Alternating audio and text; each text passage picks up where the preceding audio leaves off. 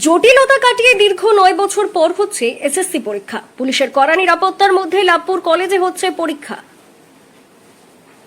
2016 সাল এসএসসি পরীক্ষায় দুর্নীতি অনিয়মের অভিযোগে বাতিল হয়েছিল পুরো নিয়োগ প্যানেল।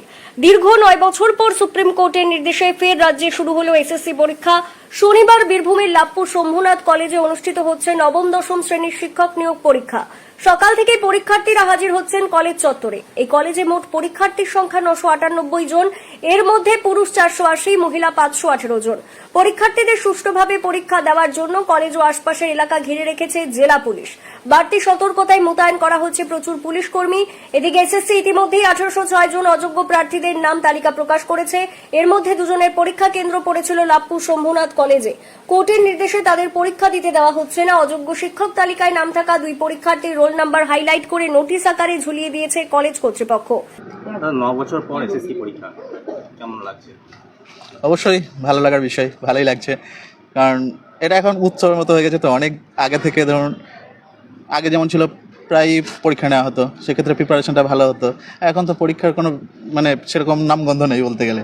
তো সেই জন্যই যেহেতু অনেক দীর্ঘ সময় ব্যবধান মানুষের মধ্যে পড়াশোনার একটা যেটা নেকটা সেটা আস্তে আস্তে উঠে যাচ্ছে। এই জন্য হয়তো এখন কেবলমাত্র পরীক্ষা দিতে হবে বলে আশা, অন্য কোনো ব্যাপার নয়। যে পরীক্ষা আস্থা আছে, হ্যাঁ আস্থা আছে যে পরীক্ষা হলে চাকরি একটা। অবশ্যই যদি পরপর যদি পরীক্ষা হয় বছরের পর বছর, তাহলে সেক্ষেত্রে পড়াশোনার একটা এটা বাড়বে। আপনি কি এবছর প্রথম? এবছর প্রথম। কোথা থেকে এসেছেন? আমি এসেছি ইলামবাজার থেকে। কি মনে হচ্ছে, ফলাফল কি বেরোবে পরীক্ষার পরেও?